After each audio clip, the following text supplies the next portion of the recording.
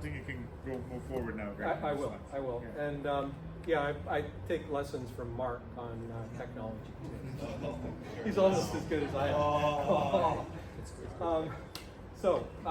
Cognira.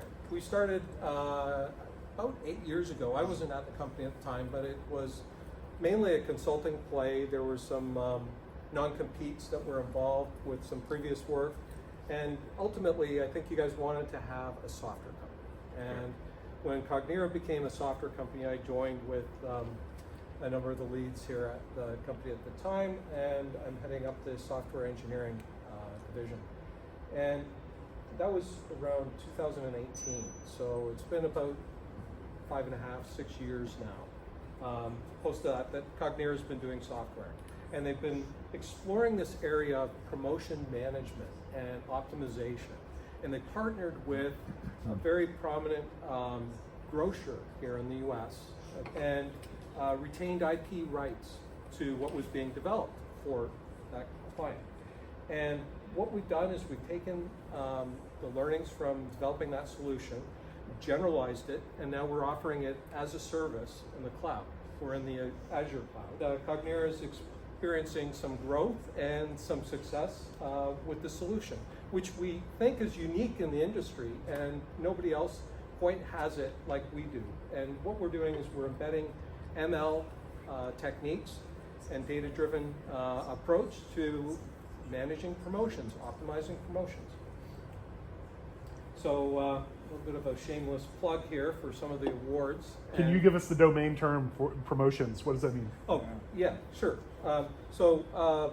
When a retailer offers discounts on their products, we consider that to be a promotion. You know, it might come in the form of a coupon or something that you see online or in an app. But some of them are very simple. Some of them are very complex in the financial conditions.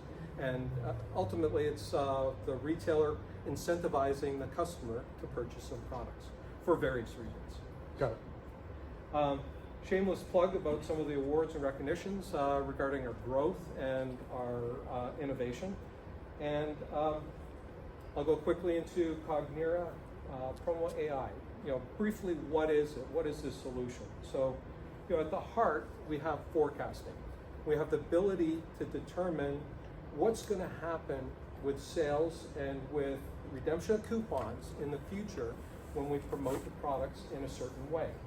And so our forecasting product or forecasting component is aimed at that. And we think it's state-of-the-art and very accurate. It's based on all the causal factors that are important in that model. And we have an online forecasting inferencing that gives the users immediate feedback on promotions that they're planning. And so we pair this up with the planning module. So planning is when a retailer looks for 6 months out in the future and starts to decide, well, what do I want to do? Halloween's coming up. Christmas is coming up. We've got Easter and other kinds of events and things that they want to promote around. And so they plan these promotions, and they have an approval process, getting them executed. And we have a planning product that helps to make that workflow efficient. So there's a merchandising set of users at a retailer that need to collaborate with a marketing team. And so this product helps with that collaboration, as well as with the creation of promotions and the approval process. So there's a whole workflow around it. The next module I'll talk about is Advisor. This is an interesting one because it really exercises our forecasting capabilities. Our merchants can set up promotions and look at, you know, what if I set up this kind of promotion versus this kind? How is it going to perform? What's the return on investment? And so there's a lot of metrics that we can present to them, and they can look at the data that indicates, you know, why would I want to do it one way versus another? And so this gives them a lot of insight into something that they might want to plan around. The other component here is Analyzer. We look at the historical effectiveness of the promotions that have run. And the merchants can look at promotions that were successful, and they can create new promotions in the future based on what has worked well in the past. Enough about Promo AI. This is the meat of the conversation. So I want to get into how do we approach application design at Cognira. There's some philosophy around the design. I want to talk about that first. And the first one is about configurability and complexity. So there's no theoretical reason that anything is hard to change about software. If you pick any one aspect of software, you can make it easy to change, but we don't know how to make everything easy to change. Making something easy to change makes the overall system a little more complex, and making everything easy to change makes the entire system very complex. Complexity is what makes software hard to change. That, and of course, duplication. And this is a quote from Martin Fowler. Some of you may have recognized it. So this is an important consideration we have when we're designing our software.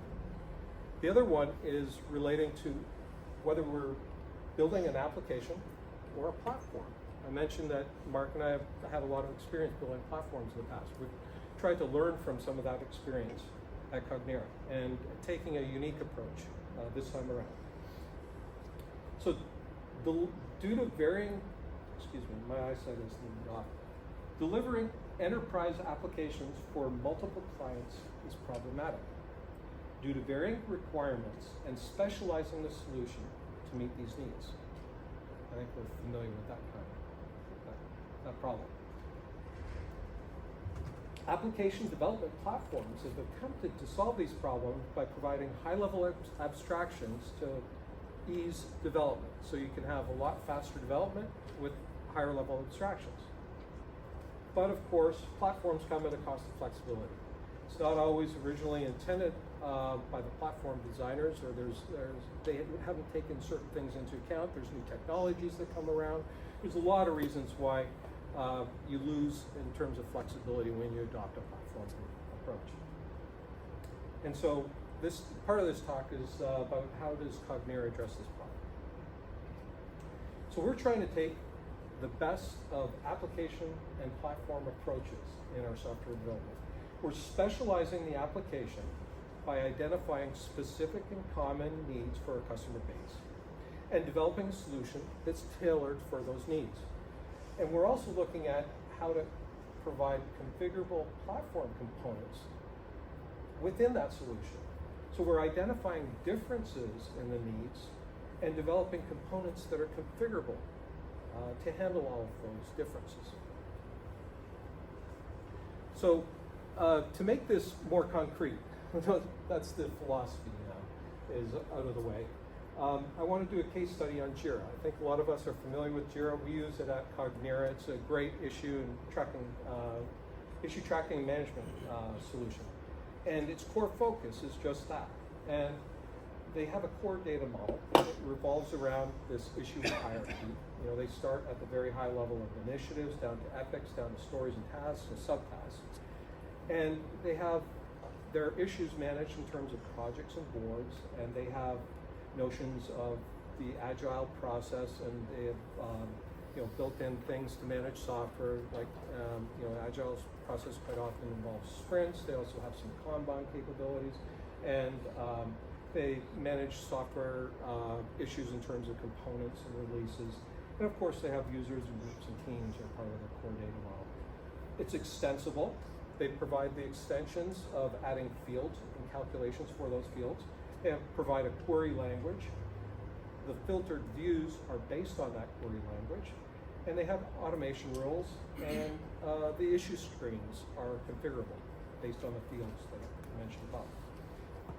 They have configurable workflow. You have this notion of issue states and the workflow around those states. And you have it editable in a graph as well as a textual form. And lastly, they have some configurable dashboards. So why did I bring this up? I want to make an analogy to what we're doing at Cognira. we're developing this promo AI solution in a very similar vein. We have this core focus of promotion management, forecasting, analytics, and we have some core data model components, promotions. CPL is short for Cognira's promotion language. It's a rich data model about the complexity that manages promotions. We also have notions of campaigns and events, and we base it on some of the OLAP concepts of dimensions and hierarchies to capture some of the flexibility that retailers quite often deal with product hierarchies and location hierarchies and calendar hierarchies. We have this notion of metrics. Metrics are defined in terms of these dimensions, the levels in the dimensions, and we have a notion, of course, of users and rules. We've made it extensible, so our metrics provide an ease of aggregation and calculation, configurability. We have a calculation language that provides that, and we have this notion of configurable tables and charts that are bound to some of the data model components. And we have some configurability in our data pipelines, I'll talk about that last, and of course our forecasting models. Lastly, we have some configurable workflow around the promotion event workflow. And it's a low-code solution right now, not quite as fancy as what Jira has built into it, but we're kind of heading in that direction. So, I want to now focus on some of these platform capabilities and what we've been doing here. So, one of the most important things is the metric data model. And we define, or we think of metrics in terms of them being multidimensional data elements. Metrics have an identifier and a label, but they also have a key, or what we refer to as an intersection, which is comprising one or more entities. I'll talk about entities next. There's a strongly typed value associated with the element. It's quite often numeric, but we support text, date, enumerations, and others. And the value represents either a base fact, in which it's either supported by something the customer's entered, or it's coming from an external system, or it's a derived fact in terms of being computed from other metrics in the system. And we group these metrics and we store them together at the same intersection. Now, coming back to entities. Entities are the objects, the managed objects in the system, and we divide them into core entities in the core data model, such as promotions, events, and campaigns, or level entities, in which case they're coming from the product or location or calendar dimensions. And a dimension is just a hierarchical grouping of levels, have many to one relationship amongst the levels. Make that a little more concrete, here's some examples of entities and metrics. So I have, entities of promotion, condition, campaign, and event. They're just core entities. And then I have product and calendar dimensions. The product, in this case, starts at SKU, it rolls up to category, which rolls up to department. In case of calendar, of course, day rolls up to week, and then week might roll up to a period. And these entities are used in the key of the metrics in our model. And so here's an example of a bunch of them at different intersections. I've just defined them all as numeric, but we have a variety of them. So that data model is an abstraction we built into our software. Using that abstraction, we built data-bound UI components. So we've connected the metrics to components such as simple tables, nested tables, and charts. And so in the case of a simple table, you just bind the columns to the metrics, as well as some columns might be the entities in those metrics. And then in the case of a nested table, we have a relationship between two different intersections or more, where we have a parent and a child relationship amongst the metrics of those intersections. And then in the case of a chart, we're utilizing the same back-end queries that we're using for the table. So we don't have to develop the back-end again for the chart. The chart is just a different visualization of that data. And these UI components have been embedded in various modules and workflow associated with promotion, management, and optimization. So I think that's kind of a key point here, is that we haven't come up with a platform that restricts you to just that. we've come up with a combination, a merge of application and platform so that you can extend your application in all sorts of rich ways, but also make use of platform components that are configurable. So you don't have to do the same thing over and over again. You just make that configurable and you're done with it. You reuse a lot of code. So here's an example of a page in our web app with a configurable table. You might notice there's a Gantt chart at the top, but there's a data-bound table at the bottom. This is just one example of a page that has a data-bound table, and it shows different columns and metric values. Here's a different example with a page tailored for promotion layouts. So this is an example where we bound some of this page to metrics, but it's been bound in a more customized way to support something that is very in tune with a nice layout management within our app. Another platform capability, and the last one I'm going to talk about today, is the metrics calculation engine. So it's all about having a high-level expression way of specifying relationships amongst metrics and having a low latency online implementation of those so that we can calculate them fast on the fly while the user is waiting. Of course, metrics are derived from other metrics, and we manage a graph of these dependencies and we execute them in the order that makes sense. The configuration is provided in terms of a concise, high-level set of expressions, and there's a variety of calculations that different retail clients have. Retail math is mind-boggling. It's different for every retailer. So this capability makes it very easy for us to configure our solution for each retail client without having to do a lot of custom coding. We support hundreds, if not thousands, of metrics at various levels of aggregation. And the configuration is used both by the online calculation engine as well as our batch implementation. It's a data pipeline version of it. So there's some commonality where some of the metrics are computed both in batch and online, and we've captured it once in the configuration. Go a little bit deep into our technology and architecture. Start off with a kind of a marketecture version of it, and some of the choice technologies that we're using. So at the base, we have the Azure cloud. We're not tied to that in any way. A lot of the technology is agnostic to that cloud, but we happen to be in it.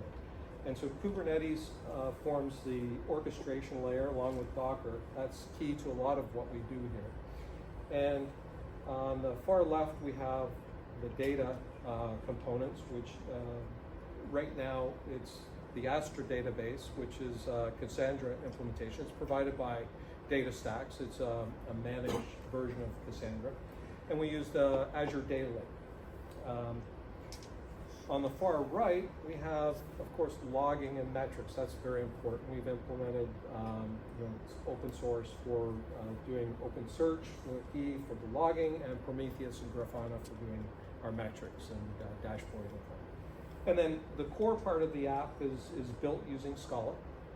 And I won't get too much into Scala in this talk. I think that's next with Geist's presentation. But we definitely use it quite a bit in our data pipelines and our microservice development. Spark is listed here. It's very important in our data pipelines. And in our machine learning, AI, end user data analytics, we use Jupyter Hub, Scikit-learn, TensorFlow, and Python. Python is very important in the data science world these days. And then, of course, in the UI, we have a React, JavaScript, modern UI that has some embedded Kendo UI components. And that's our tech stack. Our architecture is, batch and online application running in the cloud on Kubernetes. We have scalability with it. It's cloud native, and it's it supports our application microservices, scalable database, cluster-based processing of batch pipelines, and data lake data sets. We have manual and automated scaling. I'll get into that a little bit later. And one important aspect of a lot of the technology we have is its resiliency and redundancy. so that we have, for instance, multi-zone failover for our database, and we have resiliency in our data lake. Our Spark pipelines, of course, are fault tolerant to some extent, and we have monitoring and rescheduling of the application microservices in Kubernetes. We do integration. We have flexible integration with custom transformations for our client data. We've successfully supported a client that has had 400,000 SKUs, 350 stores, and 70,000 products. And we're about to get into an even bigger scale soon. And we're very confident in what we've got, that it will scale to those needs. Our configurability, of course, is very important. That's a key part of this talk. And we have configurability that we've spent a lot of time designing for batch and online components. And again, metrics and dimensions, hierarchies, and other things are very important in that configurability.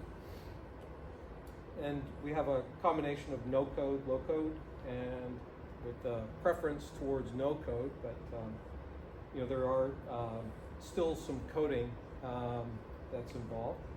And I think that's it. So I want to take a step back and look at traditional clusters and compare that to what we're doing today. And so, if you go back a couple of decades, you'll know there was a big evolution and innovation with Hadoop and HDFS.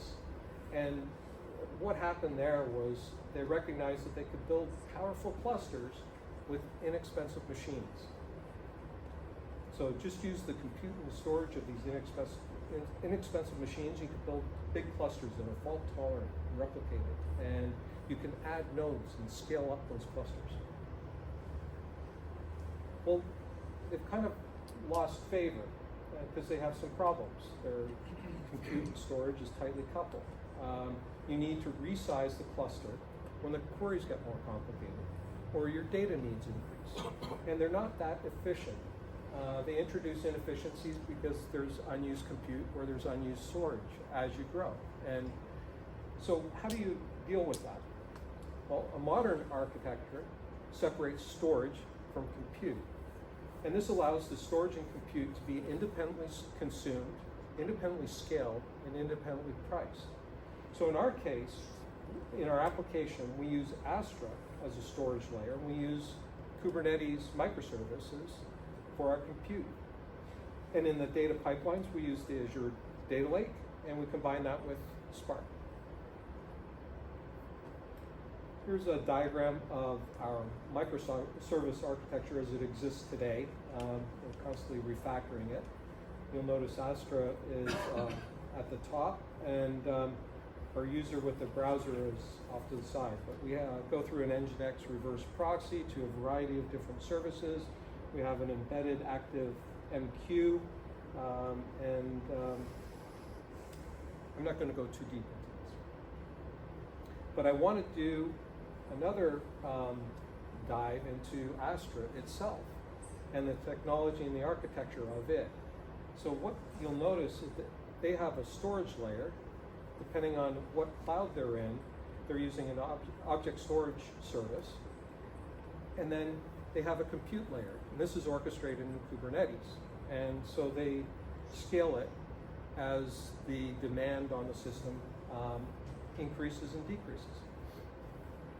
So in the case of Cassandra, we have scalable, highly available, high-performant, fault-tolerant database. It provides query language called CQL, and it has an API to program with. In the case of Cassandra itself, it's analogous to Hadoop. It's tightly coupled to storage and compute in each node. And you can scale it up easy. You can add nodes, and it will rebalance the partitions and scale. But it's difficult to scale down successfully and time consuming. So in the case of Astra DB, what DataStax has done is they've separated storage and compute, and they monitor and collect and analyze the database workload, and they independently scale the read-heavy versus the write-heavy versus the hybrid workloads. So we're just paying for the usage of that database. And so that's an exciting proposition for us, because we don't want to pay for our databases up and running and scale when our users aren't on it. Go quickly through some Kubernetes concepts that make this possible. So a lot of you might be familiar with some of this in its review, but you have this concept of an image. It's a lightweight, standalone, executable package of software. It includes everything you need to run an application. A container is a running instance of an image, and it runs in isolation from other processes on the same machine.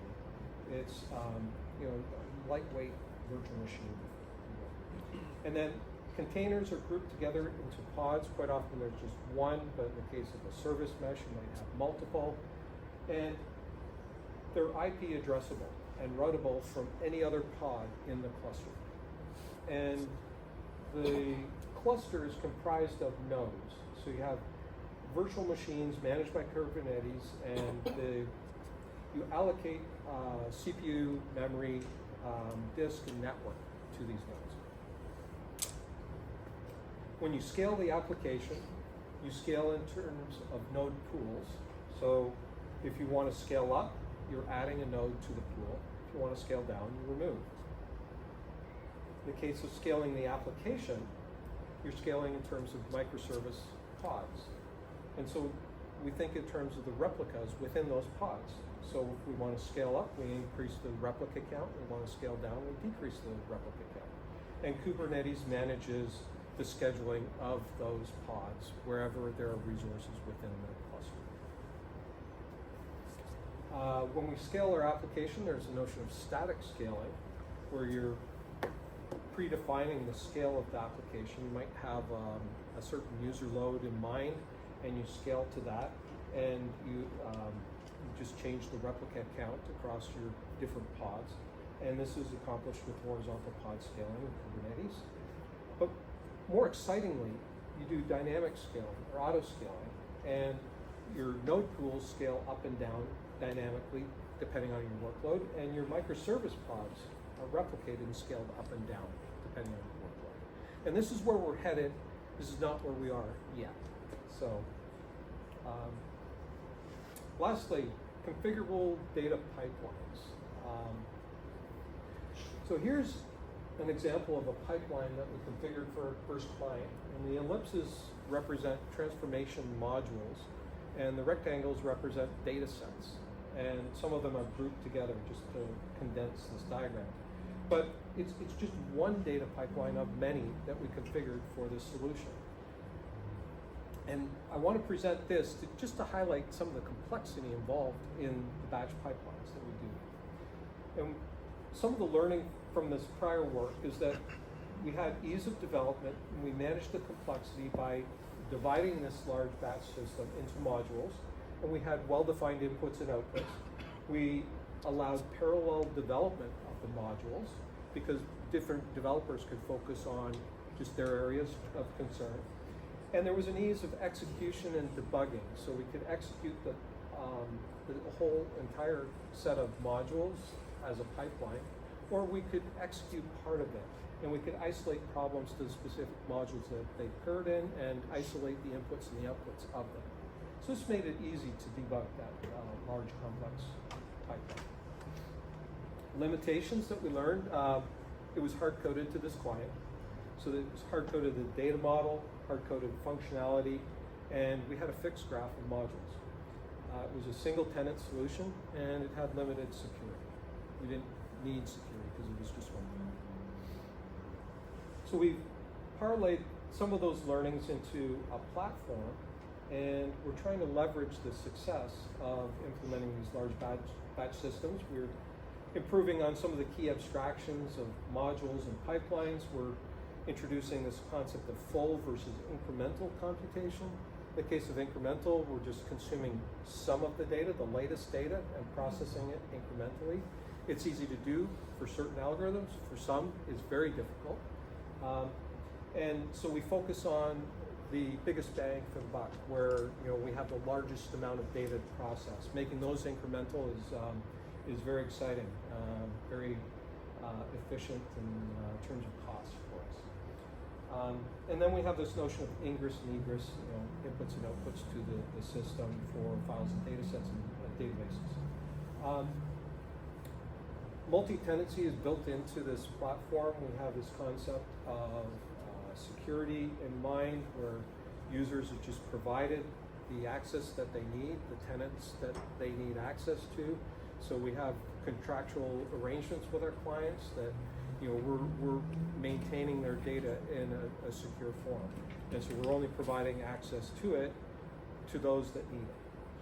Configurability, of course, is built in. It's an important part of what we do. It's based on tenant-specific configuration. And we have very supportive production and development use cases. We schedule jobs with Airflow, we manage Spark clusters and Kubernetes, and we facilitate, of course, development with these modular components, and we provide access and analysis of things through Spark UI, event logs, and the history server. We introduced this notion of a named pipeline. So a named pipeline is a collection of transformation modules in a graph. It's defined in terms of a YAML file. And it's comprised of generic and custom transformations. So a lot of the transformations that we design, we want to design them for reusability across all of our clients, but sometimes that's hard. So we also add in custom transformations. A lot of them are aimed at the data sets that we're receiving or sending back to our clients. We transform them into a canonical form and process them more generically. And lastly, we have some parameters that we provide access to in terms of tenant configurations, a HOCOM file that all of the transformation modules have access to. In terms of batch pipelines, of course, I mentioned Airflow is scheduling, and it's scheduling things that are ingressing from data sets in one data lake, providing a working set of data sets in another data lake, and then egressing to a third. So we execute, in this case, pipeline X, bringing data in and building some temporaries, and then pipeline Y, which is taking data from temporaries and eventually egressing them out. So there might be multiple named pipelines involved in doing this big batch process. And then we have specialized support for load and export. I would like to eventually absorb that more generically in our pipelines, but right now it's specific to a load process and an export process where the load is basically taking data sets and loading them into our database in full or incremental ways, and in the case of exporting, we're taking data out of the database and sending it back to data sets that we can send off. And that's all I have. I have a question about your pipeline processing. So is that data static, or does the pipeline run continuously and absorb streaming data, potentially with transformations that may window and, for example, checkpoint for data to arrive and synchronize from multiple inputs, then output in a streaming manner? Great question. So right now, we do batch processing on a nightly basis. Mm-hmm. And so we run our batch pipelines nightly, and some of the data that we're absorbing from our client is full, and some of it's incremental.